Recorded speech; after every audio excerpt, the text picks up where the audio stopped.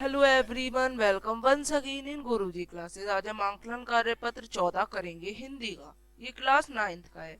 तो बच्चों, आज हम 10 फरवरी की वर्कशीट असाइनमेंट करेंगे। तो आपको सबसे पहले इसका पाठ पढ़ना है और आंसर देने हैं। फोटोग्राफर ने जब रेडी प्लीज कहा होगा, तब परंपरा के अनुसार तुमने मुस्कान लाने की कोशिश की होगी। किसने? प्रेमचंद ने। दर्द के गहरे कुएं के तल में कहीं पड़ी मुस्कान को धीरे धीरे खींचकर तुमने ऊपर निकाला और बीच में ही क्लिक करके फोटोग्राफ ने थैंक यू कह दिया होगा। विचित्र है ये अधूरी मुस्कान। वो कहते तुम ये मुस्कान कैसे लाओ, और ये जो है बहुत ही अलग है। ये मुस्कान नहीं, इसमें उपहास है, हंसी है, व्यंग मजाक है। ये कैसा आदमी है जो खुद तो फटे जूते पहने फोटो खिंचा रहा है पर किसी पर हंस भी रहा है। फोटो ही खिंचाना था तो ठीक जूते पहन लेता या ना खिंचाता। फोटो ने खिंचाने से क्या बिगड़ता था? तो लोग अगर उसकी फोटो देखते तो ऐसे बात करते होंगे। वो बताते हैं, शायद पत्नी का आग्रह रहा होगा कि चलो आज फोटो कह देते हैं, आज फोटो खिंचवा देते हैं।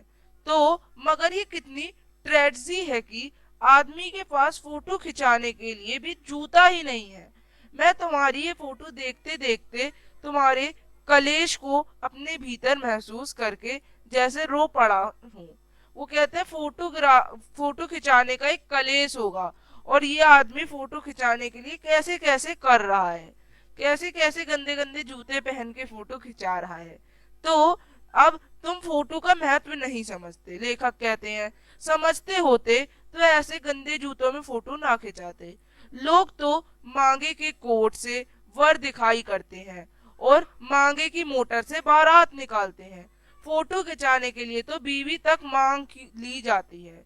तो तुमसे जूते ही मांगते नहीं बने? तुम्हें फोटो का महत्व नहीं पता?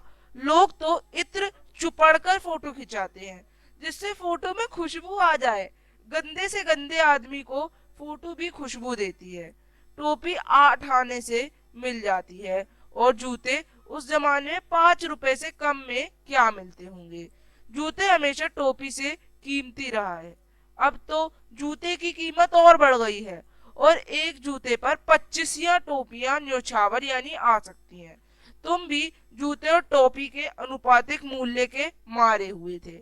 यह विडंबना मुझे इतनी तीव्रता से पहले कभी नहीं चुभी जितनी आज चुभ रही है। तो आइए क्वेश्चन करते हैं। आंख शब्द के पर्यायवाची नेत्र हो सकते हैं और नयन हो सकते हैं।